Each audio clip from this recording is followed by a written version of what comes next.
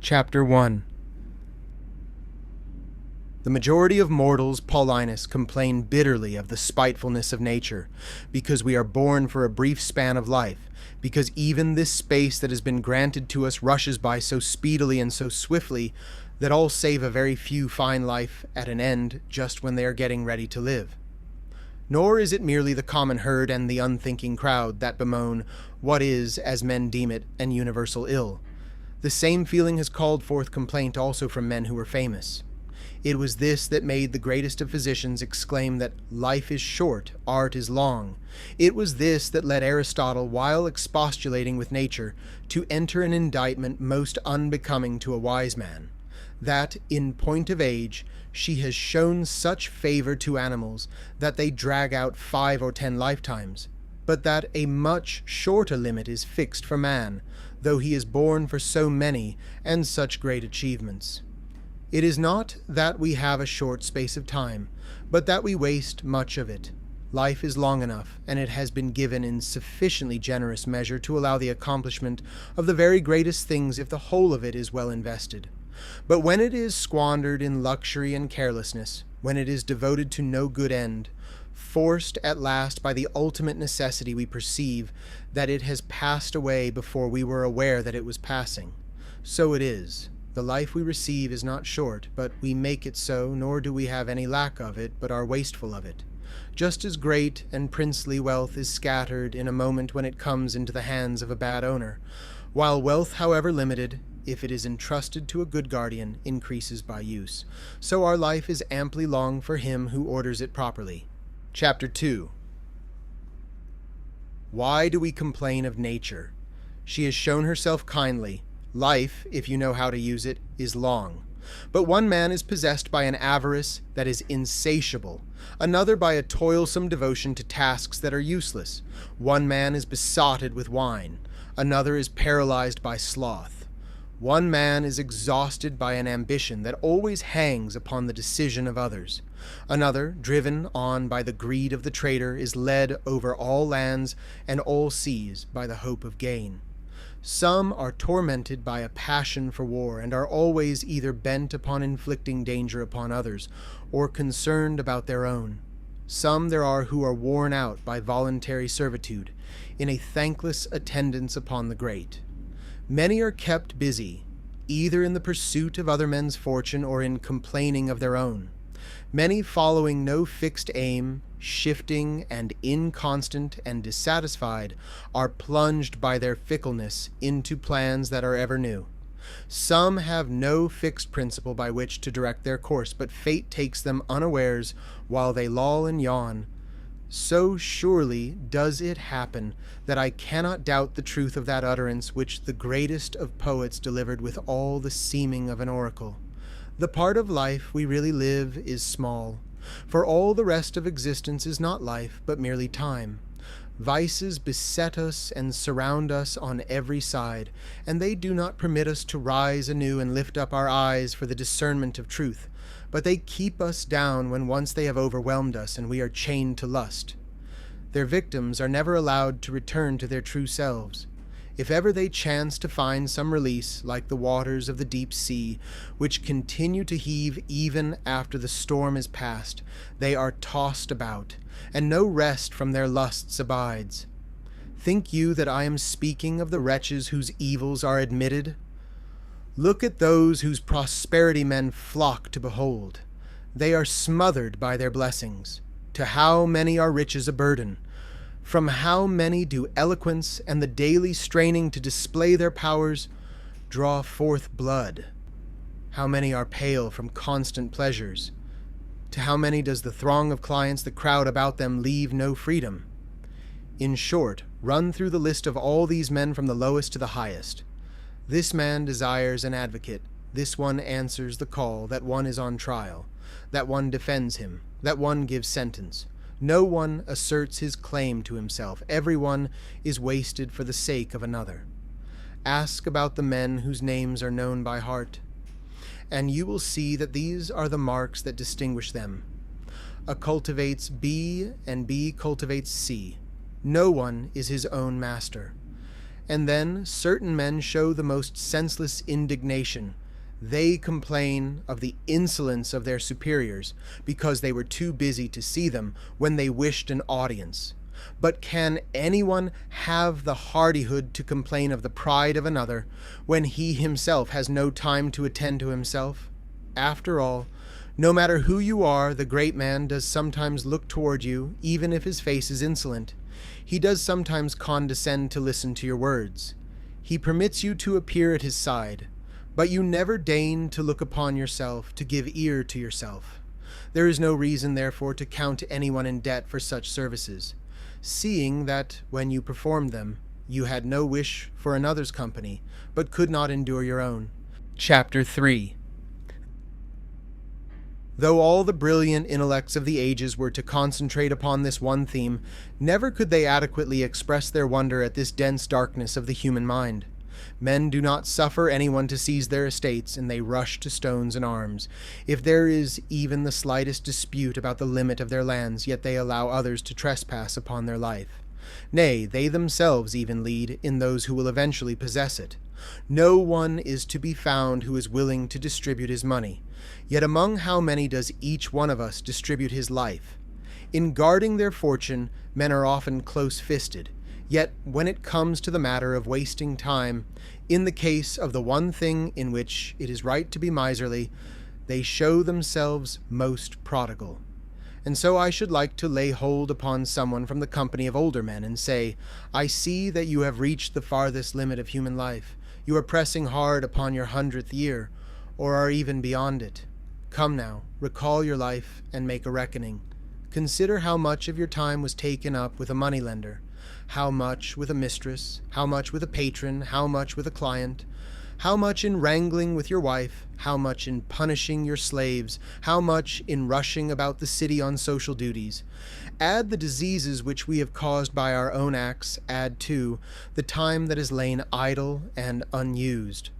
You will see that you have fewer years to your credit than you count. Look back in memory and consider when you ever had a fixed plan, how few days have passed as you had intended, when you were ever at your own disposal, when your face ever wore its natural expression, when your mind was ever unperturbed, what work you have achieved in so long a life, how many have robbed you of life when you were not aware of what you were losing. How much was taken up in useless sorrow, in foolish joy, in greedy desire, in the allurements of society, how little of yourself was left to you. You will perceive that you are dying before your season. What, then, is the reason of this? You live as if you were destined to live forever.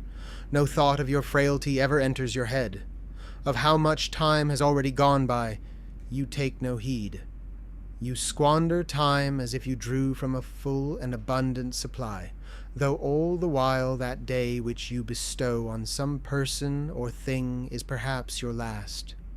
You have all the fears of mortals, and all the desires of immortals. You will hear many men saying, after my 50th year I shall retire into leisure. My 60th year shall release me from public duties. And what guarantee, pray, have you that your life will last longer? Who will suffer your course to be just as you plan it? Are you not ashamed to reserve for yourself only the remnant of life, and to set apart for wisdom only that time which cannot be devoted to any business? How late it is to begin to live just when we must cease to live. What foolish forgetfulness of mortality to postpone wholesome plans to the 50th and 60th year, and to intend to begin life at a point to which few have attained. Chapter 4. You will see that the most powerful and highly placed men let drop remarks in which they long for leisure, acclaim it, and prefer it to all their blessings. They desire at times, if it could be with safety, to descend from their high pinnacle. For though nothing from without should assail or shatter, fortune of its very self comes crashing down. The deified Augustus, to whom the gods vouchsafed more than to any other man, did not cease to pray for rest, and to seek release from public affairs. All his conversation ever reverted to this subject, his hope of leisure. This was the sweet, even if vain, consolation with which he would gladden his labors, that he would one day live for himself. In a letter addressed to the Senate, in which he had promised that his rest would not be devoid of dignity, nor inconsistent with his former glory, I find these words: "But these matters can be shown better by deeds than by promises. Nevertheless, since the joyful reality is still far distant, my desire for that time most earnestly prayed for has led me to forestall some of its delight by the pleasure of words. So desirable a thing did leisure seem that he anticipated it in thought because he could not attain it in reality. He who saw everything depending upon himself alone, who determined the fortune of individuals and of nations, thought most happily of that future day on which he should lay aside his greatness. He had discovered how much sweat those blessings that shone throughout all lands drew forth, how many secret worries they concealed. Forced to pit arms first against his countrymen, then against his colleagues, and lastly against his relatives, he shed blood on land and sea. Through Macedonia, Sicily, Egypt, Syria, and Asia, and almost all countries he followed the path of battle. And when his troops were weary of shedding Roman blood, he turned them to foreign wars. While he was pacifying the Alpine regions, and subduing the enemies planted in the midst of a peaceful empire, while he was extending its bounds even beyond the Rhine and the Euphrates and the Danube, in Rome itself, the swords of Murena, Capio, Lepidus, Ignatius, and others were being whetted to slay him. Not yet had he escaped their plots, when his daughter and all the noble youths who were bound to her, by adultery as by a sacred oath, oft alarmed his failing years. And there was Paulus, and a second time the need to fear a woman in league with an Antony. When he had cut away these ulcers together with the limbs themselves, others would grow in their place, just as in a body that was overburdened with blood, there was always a rupture somewhere. And so he longed for leisure, in the hope and thought of which he found relief for his labors. This was the prayer of one who was able to answer the prayers of mankind. Chapter 5. Marcus Cicero, long flung among men like Catiline and Clodius and Pompey and Crassus, some open enemies, others doubtful friends, as he is tossed to and fro along with the state, and seeks to keep it from destruction, to be at last swept away, unable as he was to be restful in prosperity or patient in adversity. How many times does he curse that very consulship of his, which he had lauded without end, though not without reason. How tearful the words he uses in a letter Philippites written to Atticus, when Pompey the elder had been conquered, and the son was still trying to restore his shattered arms in Spain. "Do you ask," he said, "what I am doing here? I am lingering in my Tusculan villa, half a prisoner." He then proceeds to other statements in which he bewails his former life, and complains of the present, and despairs of the future. Cicero said that he was half a prisoner, but in very truth, never will the wise man resort to so lowly a term. Never will he be half a prisoner, he who always possesses an undiminished and stable liberty, being free and his own master and towering over all others. For what can possibly be above him who is above fortune? Chapter 6. When Livius Drusus, a bold and energetic man, had with the support of a huge crowd drawn from all Italy proposed new laws and the evil measures of the Gracchi, seeing no way out for his policy, which he could neither carry through nor abandon when once started on, he is said to have complained bitterly against the life of unrest he had had from the cradle, and to have exclaimed that he was the only person who had never had a holiday, even as a boy. For, while he was still a ward and wearing the dress of a boy, he had had the courage to commend to the favor of a jury those who were accused, and to make his influence felt in the law courts, so powerfully indeed that it is very well known that in certain trials he forced a favorable verdict. To what lengths was not such premature ambition destined to go? One might have known that such precocious hardihood would result in great personal and public misfortune. And so it was too late for him to complain that he had never had a holiday, when from boyhood he had been a troublemaker and a nuisance in the forum. It is a question whether he died by his own hand, for he fell from a sudden wound received in his groin, some doubting whether his death was voluntary, no one, whether it was timely. It would be superfluous to mention more who, though others deemed them the happiest of men, have expressed their loathing for every act of their years, and with their own lips have given true testimony against themselves. But by these complaints they changed neither themselves nor others. For when they have vented their feelings in words, they fall back into their usual round. Heaven knows, such lives as yours, though they should pass the limit of 1,000 years, will shrink into the merest span. Your vices will swallow up any amount of time. The space you have, which reason can prolong, although it naturally hurries away, of necessity escapes from you quickly. For you do not seize it. You neither hold it back, nor impose delay upon the swiftest thing in the world, but you allow it to slip away as if it were something superfluous, and that could be replaced. Chapter 7. But among the worst I count also those who have time for nothing but wine and lust, for none have more shameful engrossments. The others, even if they are possessed by the empty dream of glory, nevertheless go astray in a seemly manner. Though you should cite to me the men who are avaricious, the men who are wrathful, whether busied with unjust hatreds or with unjust wars, these all sin in more manly fashion. But those who are plunged into the pleasures of the belly and into lust bear a stain that is dishonorable. Search into the hours of all these people. See how much time they give to accounts, how much to laying snares, how much to fearing them, how much to paying court, how much to being courted, how much is taken up in giving or receiving bail, how much by banquets, for even these have now become a matter of business. And you will see how their interests, whether you call them evil or good, do not allow them time to breathe.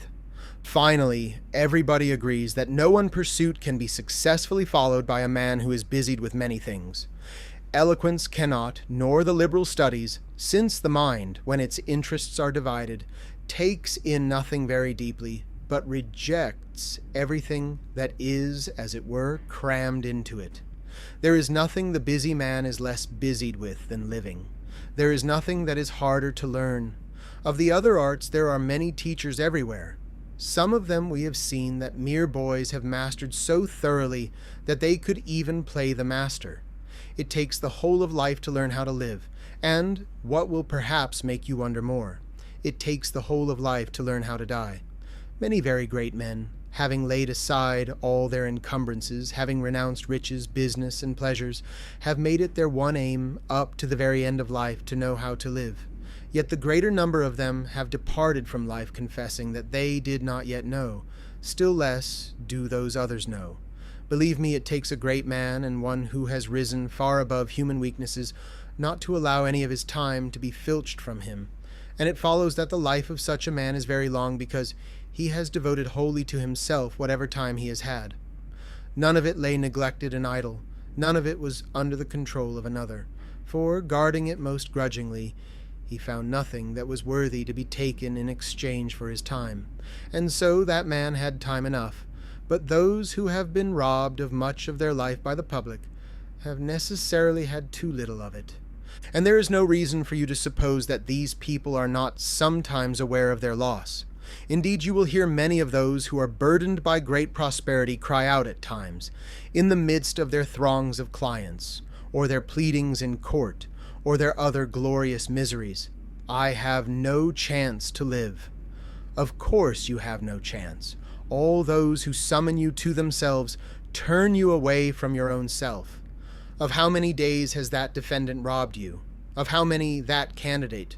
Of how many that old woman wearied with burying her heirs? Of how many that man who is shamming sickness for the purpose of exciting the greed of the legacy hunters? Of how many that very powerful friend who has you and your like on the list, not of his friends, but of his retinue? Check off, I say, and review the days of your life. You will see that very few, and those the refuse, have been left for you.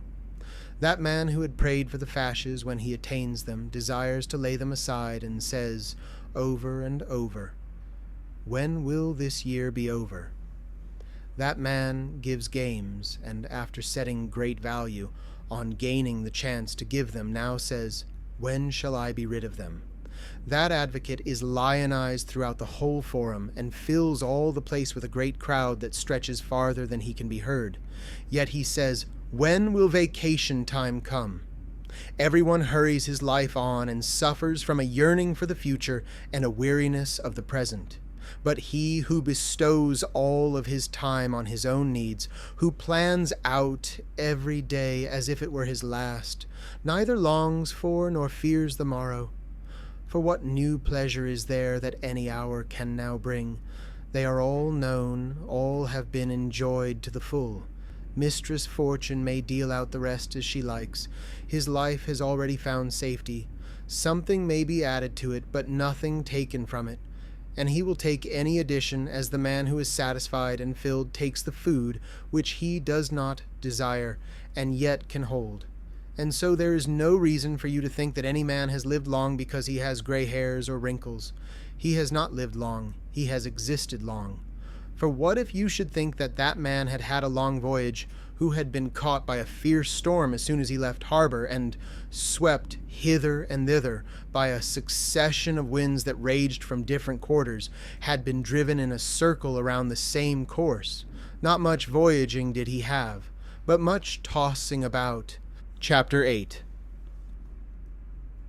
I am often filled with wonder when I see some men demanding the time of others and those from whom they ask it most indulgent. Both of them fix their eyes on the object of the request for time, neither of them on the time itself, just as if what is asked were nothing, what is given nothing. Men trifle with the most precious thing in the world, but they are blind to it because it is an incorporeal thing, because it does not come beneath the sight of the eyes, and for this reason it is counted a very cheap thing, nay, of almost no value at all. Men set very great store by pensions and doles, and for these they hire out their labor or service or effort. But no one sets a value on time. All use it lavishly as if it cost nothing. But see how these same people clasp the knees of physicians if they fall ill and the danger of death draws nearer. See how ready they are, if threatened with capital punishment, to spend all their possessions in order to live.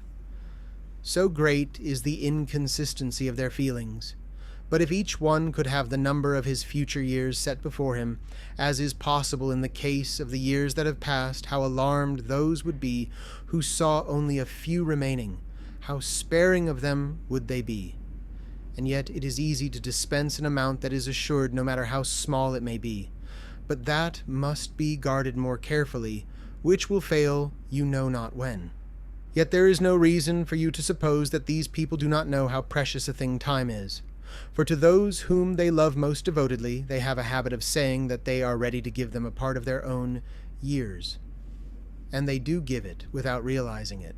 But the result of their giving is that they themselves suffer loss without adding to the years of their dear ones.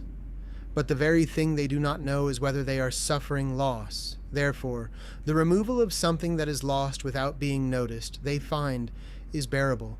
Yet no one will bring back the years. No one will bestow you once more on yourself.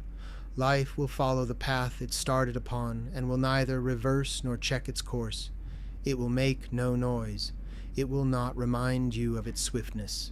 Silent, it will glide on. It will not prolong itself at the command of a king, or at the applause of the populace. Just as it was started on its first day, so it will run. Nowhere will it turn aside, nowhere will it delay.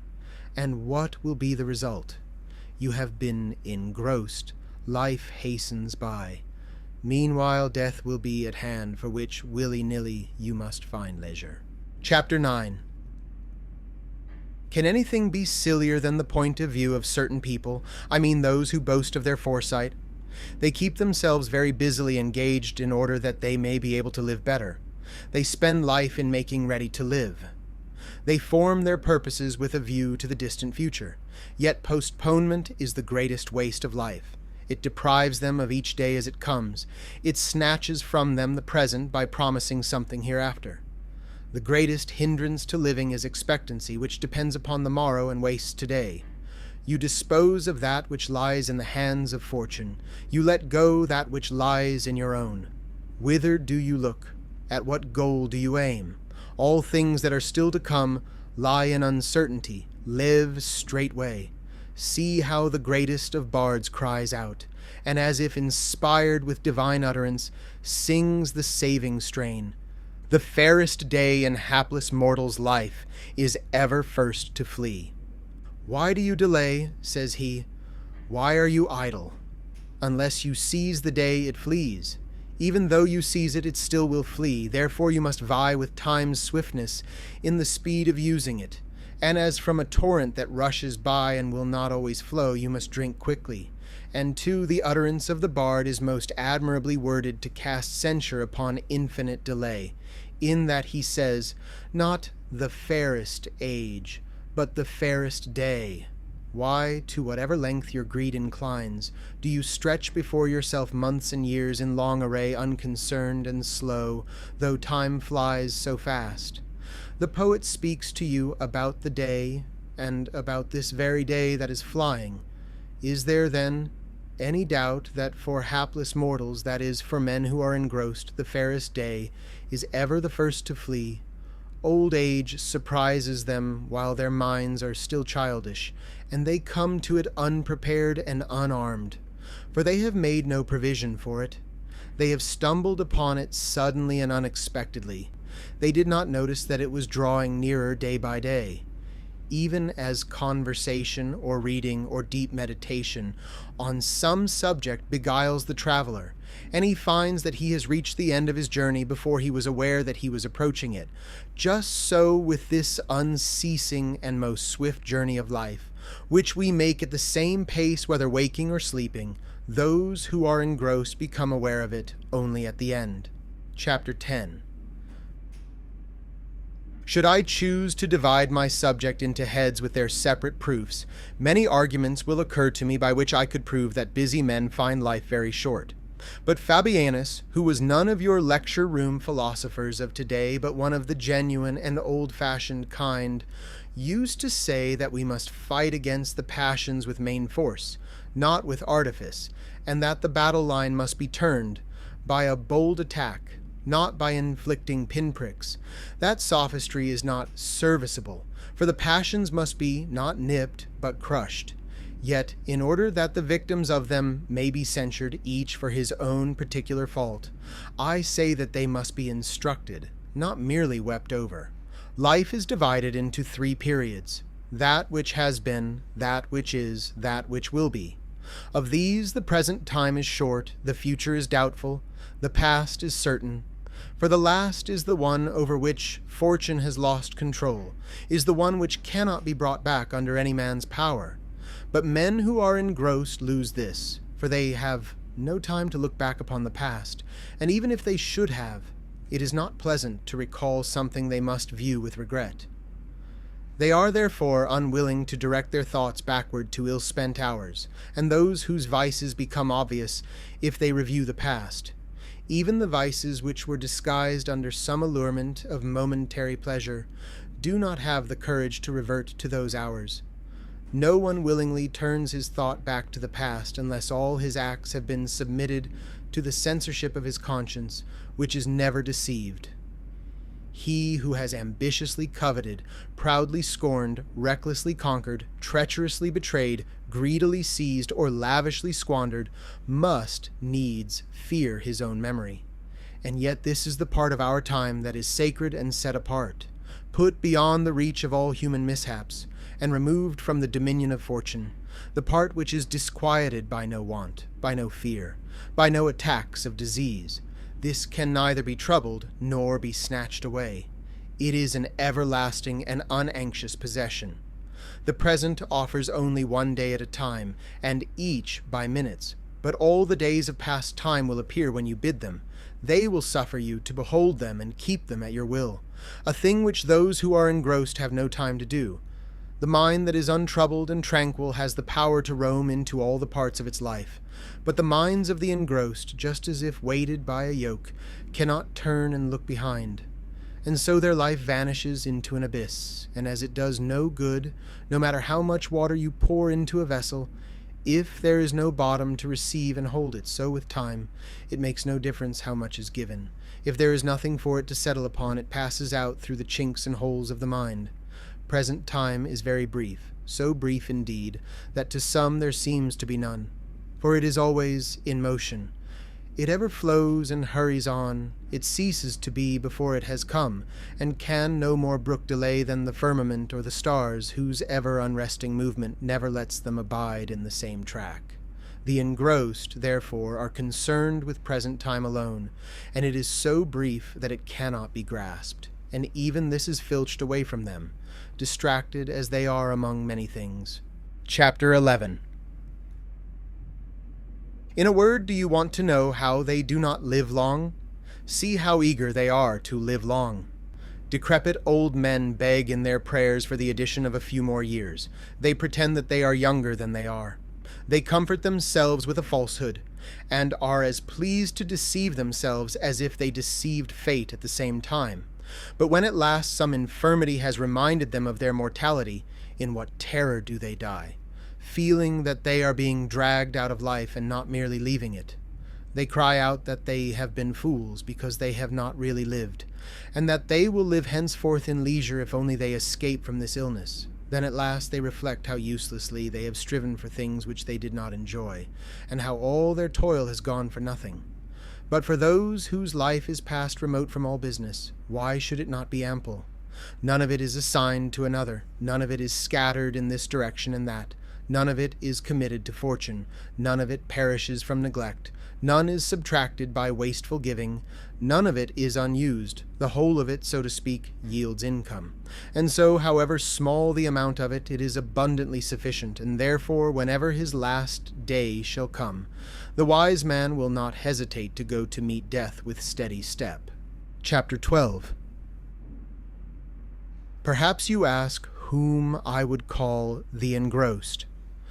There is no reason for you to suppose that I mean only those whom the dogs that have at length been let in drive out from the law court, those whom you see either gloriously crushed in their own crowd of followers or scornfully in someone else's, those whom social duties call forth from their own homes to bump them against someone else's doors, or whom the praetor's hammer keeps busy in seeking gain that is disreputable, and that will one day fester.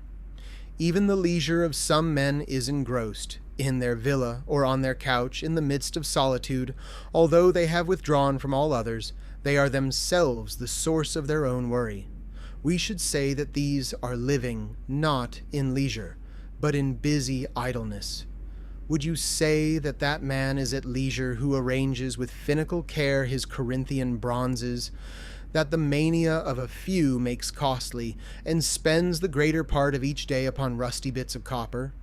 Who sits in a public wrestling place, for to our shame we labor with vices that are not even Roman, watching the wrangling of lads? Who sorts out the herds of his pack mules into pairs of the same age and color? Who feeds all the newest athletes? Tell me, would you say that those men are at leisure who pass many hours at the barber's while they are being stripped of whatever grew out the night before, while a solemn debate is held over each separate hair, while either disarranged locks are restored to their place or thinning ones, drawn from this side and that toward the forehead? How angry they get if the barber has been a bit too careless, just as if he were shearing a real man. How they flare up if any of their mane is lopped off, if any of it lies out of order, if it does not all fall into its proper ringlets. Who of these would not rather have the state disordered than his hair? Who is not more concerned to have his head trim rather than safe? Who would not rather be well barbered than upright? Would you say that these are at leisure who are occupied with the comb and the mirror? And what of those who are engaged in composing, hearing, and learning songs, while they twist the voice, whose best and simplest movement nature designed to be straightforward, into the meanderings of some indolent tune, who are always snapping their fingers as they beat time, to some song they have in their head, who are overheard humming a tune when they have been summoned to serious, often even melancholy matters. These have not leisure, but idle occupation, and their banquets, heaven knows. I cannot reckon among their unoccupied hours, since I see how anxiously they set out their silver plate, how diligently they tie up the tunics of their pretty slave boys, how breathlessly they watch to see in what style the wild boar issues from the hands of the cook, with what speed at a given signal smooth-faced boys hurry to perform their duties, with what skill the birds are carved into portions all according to rule, how carefully unhappy little lads wipe up the spittle of drunkards. By such means they seek the reputation of being fastidious and elegant, and to such an extent do their evils follow them into all the privacies of life, that they can neither eat nor drink without ostentation. And I would not count these among the leisured class either. The men who have themselves borne hither and thither in a sedan chair and a litter, and are punctual at the hours for their rides as if it were unlawful to omit them, who are reminded by someone else when they must bathe, when they must swim, when they must dine. So enfeebled are they by the excessive lassitude of a pampered mind that they cannot find out by themselves whether they are hungry. I hear that one of these pampered people, provided that you can call it pampering to unlearn the habits of human life, when he had been lifted by hands from the bath and placed in his sedan chair, said questioningly, "Am I now seated? Do you think that this man who does not know whether he is sitting knows whether he is alive, whether he sees, whether he is at leisure? I find it hard to say whether I pity him more if he really did not know, or if he pretended not to know this. They really are subject to forgetfulness of many things, but they also pretend forgetfulness of many. Some vices delight them as being proofs of their prosperity. It seems the part of a man who is very lowly and despicable to know what he is doing. After this, imagine that the mimes fabricate many things to make a mock of luxury. In very truth, they pass over more than they invent, and such a multitude of unbelievable vices has come forth in this age, so clever in this one direction, that by now we can charge the mimes with neglect. To think that there is anyone who is so lost in luxury that he takes another's word as to whether he is sitting down. This man, then, is not at leisure. You must apply to him a different term. He is sick, nay, he is dead. That man is at leisure, who has also a perception of his leisure. But this other who is half alive, who, in order that he may know the postures of his own body, needs someone to tell him, how can he be the master of any of his time? Chapter 13. It would be tedious to mention all the different men who have spent the whole of their life over chess or ball, or the practice of baking their bodies in the sun. They are not unoccupied whose pleasures are made a busy occupation. For instance, no one will have any doubt that those are laborious triflers who spend their time on useless literary problems, of whom even among the Romans there is now a great number. It was once a foible confined to the Greeks to inquire into what number of rowers Ulysses had, whether the Iliad or the Odyssey was written first, whether moreover they belonged to the same author, and various other matters of this stamp, which, if you keep them to yourself, in no way pleasure your secret soul, and, if you publish them, make you seem more of a bore than a scholar. But now this vain passion for learning useless things has assailed the Romans also. In the last few days, I heard someone telling who was the first Roman general to do this or that. Duilius was the first who won a naval battle. Curius Dentatus was the first who had elephants led in his triumph. Still, these matters, even if they add nothing to real glory, are nevertheless concerned with signal services to the state. There will be no profit in such knowledge. Nevertheless, it wins our attention by reason of the attractiveness of an empty subject. We may excuse also those who inquire into this, who first induced the Romans to go on board ship. It was Claudius, and this was the very reason he was surnamed Codex, because among the ancients a structure formed by joining together several boards was called a codex, whence also the tables of the law are called codices, and, in the ancient fashion, boats that carry provisions up the Tiber are even today called codicariae. Doubtless this too may have some point. The fact that Valerius Corvinus was the first to conquer Messana, and was the first of the family of the Valerii to bear the surname Messana, because he had transferred the name of the conquered city to himself, and was later called Messala after the gradual corruption of the name in the popular speech. Perhaps you will permit someone to be interested also in this, the fact that Lucius Sulla was the first to exhibit loose lions in the circus, though at other times they were exhibited in chains, and that javelin throwers were sent by King Bacchus to dispatch them, and doubtless this too may find some excuse. But does it serve any useful purpose to know that Pompey was the first to exhibit the slaughter of 18 elephants in the circus, pitting criminals against them in a mimic battle?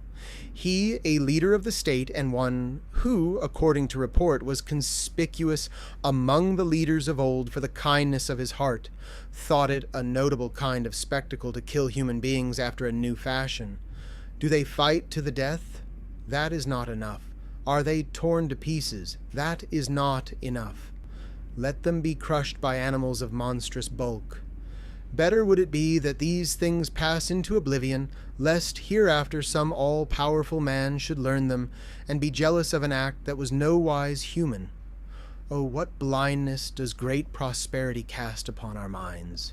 When he was casting so many troops of wretched human beings to wild beasts born under a different sky, when he was proclaiming war between creatures so ill-matched, when he was shedding so much blood before the eyes of the Roman people, who itself was soon to be forced to shed more.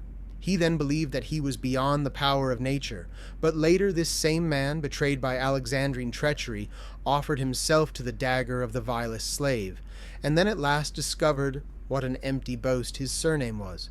But to return to the point from which I have digressed, and to show that some people bestow useless pains upon these same matters, the man I mentioned related that Metellus, when he triumphed after his victory over the Carthaginians in Sicily, was the only one of all the Romans who had caused 120 captured elephants to be led before his car, that Sulla was the last of the Romans who extended the Pomerium, which in old times it was customary to extend after the acquisition of Italian, but never of provincial territory. Is it more profitable to know this than that Mount Aventine, according to him, is outside the Pomerium for one of two reasons: either because that was the place to which the plebeians had seceded, or because the birds had not been favorable when Remus took his auspices on that spot, and in turn countless other reports that are either crammed with falsehood or are of the same sort. For though you grant that they tell these things in good faith, though they pledge themselves for the truth of what they write, still whose mistakes will be made fewer by such stories? Whose passions will they restrain? Whom will they make more brave? Whom more just? Whom more noble-minded? My friend Fabianus used to say that at times he was doubtful whether it was not better not to apply oneself to any studies than to become entangled in these. Chapter 14. Of all men they alone are at leisure who take time for philosophy, they alone really live. For they are not content to be good guardians of their own lifetime only. They annex every age to their own. All the years that have gone before them are an addition to their store. Unless we are most ungrateful, all those men, glorious fashioners of holy thoughts, were born for us. For us they have prepared a way of life. By other men's labors we are led to the sight of things most beautiful that have been wrested from darkness and brought into light. From no age are we shut out. We have access to all ages, and if it is our wish by greatness of mind to pass beyond the narrow limits of human weakness, there is a great stretch of time through which we may roam. We may argue with Socrates, we may doubt with Carneades, find peace with Epicurus, overcome human nature with the Stoics, exceed it with the Cynics. Since nature allows us to enter into fellowship with every age, why should we not turn from this paltry and fleeting span of time and surrender ourselves with all our soul to the past, which is boundless, which is eternal, which we share with our betters? Those who rush about in the performance of social duties, who give themselves and others no rest, when they have fully indulged their madness, when they have every day crossed everybody's threshold, and have left no open door unvisited, when they have carried around their venal greeting to houses that are very far apart, out of a city so huge and torn by such varied desires, how few will they be able to see?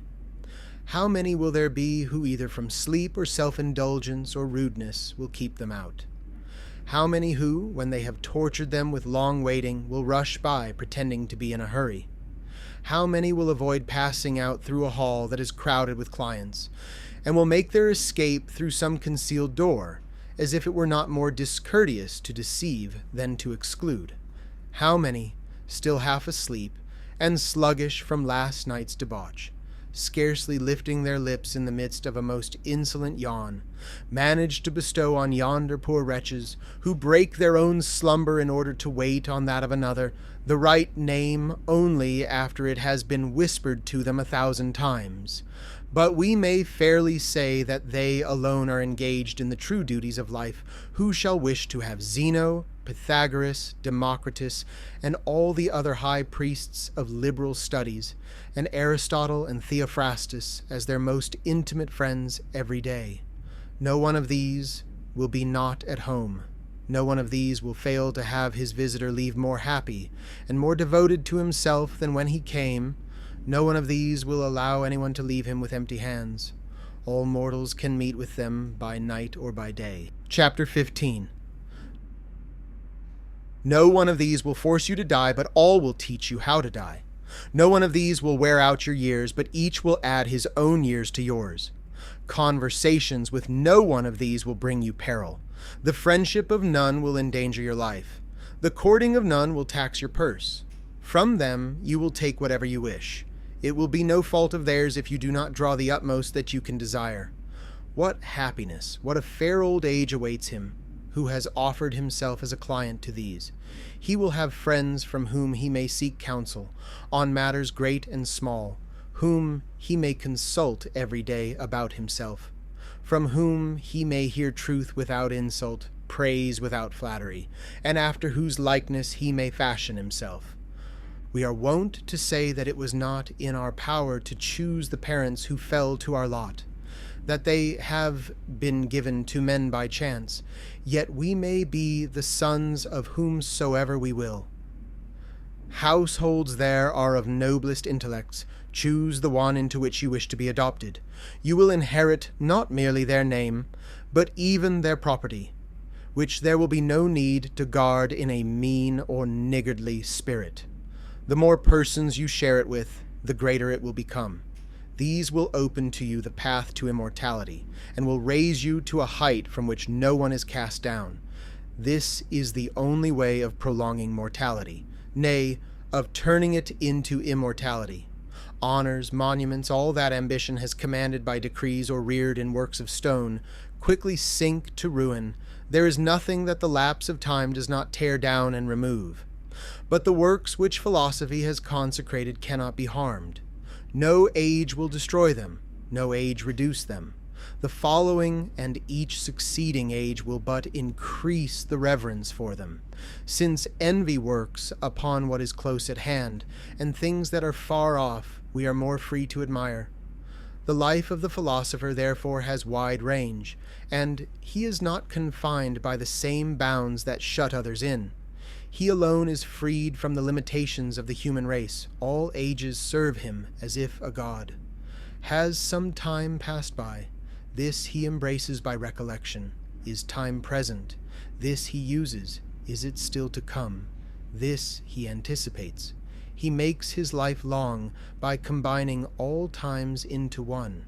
Chapter 16. But those who forget the past, neglect the present, and fear for the future have a life that is very brief and troubled. When they have reached the end of it, the poor wretches perceive too late that for such a long while they have been busied in doing nothing, nor because they sometimes invoke death. Have you any reason to think it any proof that they find life long? In their folly, they are harassed by shifting emotions which rush them into the very things they dread. They often pray for death because they fear it. And two, you have no reason to think that this is any proof that they are living a long time. The fact that the day often seems to them long, the fact that they complain that the hours pass slowly until the time set for dinner arrives.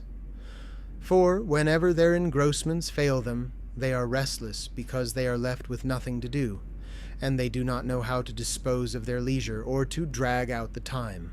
And so they strive for something else to occupy them, and all the intervening time is irksome, exactly as they do when a gladiatorial exhibition has been announced, or when they are waiting for the appointed time of some other show or amusement.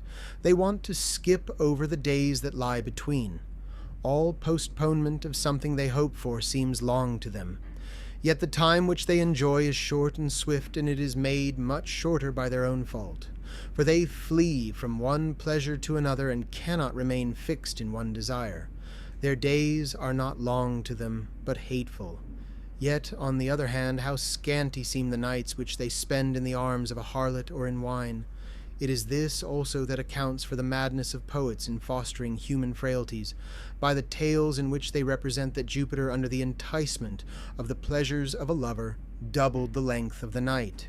For what is it but to inflame our vices, to inscribe the name of the gods as their sponsors, and to present the excused indulgence of divinity as an example to our own weakness? Can the nights which they pay for so dearly fail to seem all too short to these men? They lose the day in expectation of the night, and the night in fear of the dawn. Chapter 17. The very pleasures of such men are uneasy and disquieted by alarms of various sorts, and at the very moment of rejoicing the anxious thought comes over them, how long will these things last?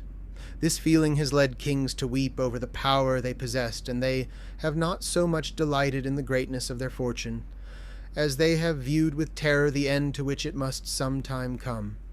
When the king of Persia, in all the insolence of his pride, spread his army over the vast plains, and could not grasp its number, but simply its measure, he shed copious tears, because inside of 100 years not a man of such a mighty army would be alive. But he who wept was to bring upon them their fate, was to give some to their doom on the sea, some on the land, some in battle, some in flight, and within a short time was to destroy all those for whose 100th year he had such fear. And why is it that even their joys are uneasy from fear? Because they do not rest on stable causes, but are perturbed as groundlessly as they are born. But of what sort do you think those times are which even by their own confession are wretched, since even the joys by which they are exalted and lifted above mankind are by no means pure? All the greatest blessings are a source of anxiety, and at no time is fortune less wisely trusted than when it is best. To maintain prosperity, there is need of other prosperity, and in behalf of the prayers that have turned out well, we must make still other prayers. For everything that comes to us from chance is unstable, and the higher it rises, the more liable it is to fall. Moreover, what is doomed to perish brings pleasure to no one. Very wretched, therefore, and not merely short, must the life of those be who work hard to gain what they must work harder to keep. By great toil they attain what they wish, and with anxiety hold what they have attained. Meanwhile they take no account of time that will never more return. New engrossments take the place of the old. Hope leads to new hope, ambition to new ambition. They do not seek an end of their wretchedness, but change the cause. Have we been tormented by our own public honors? Those of others take more of our time. Have we ceased to labor as candidates? We begin to canvass for others. Have we got rid of the troubles of a prosecutor? We find those of a judge. Has a man ceased to be a judge? He becomes president of a court. Has he become infirm in managing the property of others at a salary? He is perplexed by caring for his own wealth. Have the barracks set Marius free? The consulship keeps him busy. Does Quintius hasten to get to the end of his dictatorship? He will be called back to it from the plough. Scipio will go against the Carthaginians before he is ripe for so great an undertaking. Victorious over Hannibal, victorious over Antiochus, the glory of his own consulship, the surety for his brothers, did he not stand in his own way? He would be set beside Jove. But the discord of civilians will vex their preserver, and when as a young man he had scorned honours that rivaled those of the gods at length, when he is old his ambition will take delight in stubborn exile. Reasons for anxiety will never be lacking, whether born of prosperity or of wretchedness. Life pushes on in a succession of engrossments. We shall always pray for leisure, but never enjoy it. Chapter 18. And so, my dearest Paulinus, tear yourself away from the crowd, and too much storm-tossed for the time you have lived, at length withdraw into a peaceful harbour. Think of how many waves you have encountered, how many storms on the one hand you have sustained in private life, how many, on the other, you have brought upon yourself in public life. Long enough has your virtue been displayed in laborious and unceasing proofs. Try how it will behave in leisure. The greater part of your life, certainly the better part of it, has been given to the state. Take now some part of your time for yourself as well. And I do not summon you to slothful or idle inaction, or to drown all your native energy in slumbers and the pleasures that are dear to the crowd. That is not to rest. You will find far greater works than all those you have hitherto performed so energetically, to occupy you in the midst of your release and retirement. You, I know, manage the accounts of the whole world as honestly as you would a stranger's, as carefully as you would your own, as conscientiously as you would the state's. You win love in an office in which it is difficult to avoid hatred, but nevertheless, believe me, it is better to have knowledge of the ledger of one's own life than of the corn market. Recall that keen mind of yours which is most competent to cope with the greatest subjects from a service that is indeed honourable, but hardly adapted to the happy life, and reflect that in all your training in the liberal studies extending from your earliest years, you are not aiming at this, that it might be safe to entrust many thousand pecks of corn to your charge. You gave hope of something greater and more lofty. There will be no lack of men of tested worth and painstaking industry. But plodding oxen are much more suited to carrying heavy loads than thoroughbred horses, and whoever hampers the fleetness of such high-born creatures with a heavy pack. Reflect, besides, how much worry you have in subjecting yourself to such a great burden. Your dealings are with the belly of man. A hungry people neither listens to reason, nor is appeased by justice, nor is bent by any entreaty. Very recently, within those few days after Gaius Caesar died, still grieving most deeply, if the dead have any feeling, because he knew that the Roman people were alive and had enough food left for at any rate 7 or 8 days while he was building his bridges of boats and playing with the resources of the empire, we were threatened with the worst evil that can befall men even during a siege, the lack of provisions. His imitation of a mad and foreign and misproud king was very nearly at the cost of the city's destruction and famine, and the general revolution that follows famine. What then must have been the feeling of those who had charge of the corn market, and had to face stones, the sword, fire, and a Caligula? By the greatest subterfuge they concealed the great evil that lurked in the vitals of the state. With good reason, you may be sure. For certain maladies must be treated while the patient is kept in ignorance. Knowledge of their disease has caused the death of many. Chapter 19. Do you retire to these quieter, safer, greater things? Think you that it is just the same whether you are concerned in having corn from oversea poured into the granaries, unhurt either by the dishonesty or the neglect of those who transport it, in seeing that it does not become heated and spoiled by collecting moisture and tallies in weight and measure, or whether you enter upon these sacred and lofty studies with the purpose of discovering what substance, what pleasure, what mode of life, what shape God has, what fate awaits your soul, where nature lays us to rest when we are freed from the body, what the principle is that upholds all the heaviest matter in the center of this world, suspends the light on high, carries fire to the topmost part, summons the stars to their proper changes, and other matters, in turn, full of mighty wonders. You really must leave the ground and turn your mind's eye upon these things. Now while the blood is hot, we must enter with brisk step upon the better course. In this kind of life there awaits much that is good to know, the love and practice of the virtues, forgetfulness of the passions, knowledge of living and dying, and a life of deep repose. The condition of all who are engrossed is wretched, but most wretched is the condition of those who labor at engrossments that are not even their own, who regulate their sleep by that of another, their walk by the pace of another, who are under orders in case of the freest things in the world, loving and hating. If these wish to know how short their life is, let them reflect how small a part of it is their own. Chapter 20. And so when you see a man often wearing the robe of office, when you see one whose name is famous in the forum, do not envy him. Those things are bought at the price of life. They will waste all their years in order that they may have 1 year reckoned by their name. Life has left some in the midst of their first struggles, before they could climb up to the height of their ambition.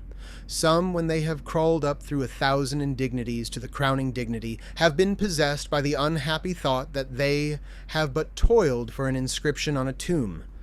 Some who have come to extreme old age while they adjusted it to new hopes as if it were youth, have had it fail from sheer weakness in the midst of their great and shameless endeavors. Shameful is he whose breath leaves him in the midst of a trial, when, advanced in years and still courting the applause of an ignorant circle, he is pleading for some litigant who is the veriest stranger. Disgraceful is he who, exhausted more quickly by his mode of living than by his labor, collapses in the very midst of his duties. Disgraceful is he who dies in the act of receiving payments on account, and draws a smile from his long-delayed heir. I cannot pass over an instance which occurs to me.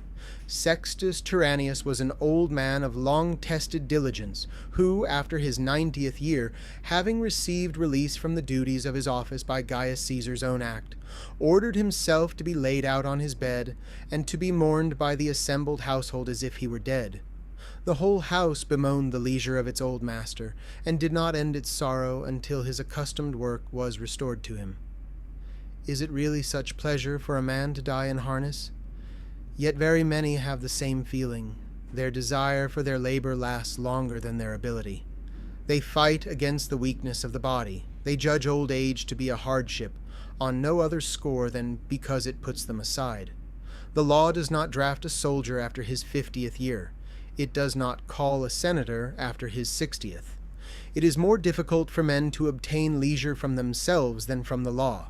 Meantime, while they rob and are being robbed, while they break up each other's repose, while they make each other wretched, their life is without profit, without pleasure, without any improvement of the mind. No one keeps death in view, no one refrains from far-reaching hopes. Some men, indeed, even arrange for things that lie beyond life, huge masses of tombs and dedications of public works and gifts for their funeral pyres, and ostentatious funerals. But, in very truth, the funerals of such men ought to be conducted by the light of torches and wax tapers, as though they had lived but the tiniest span.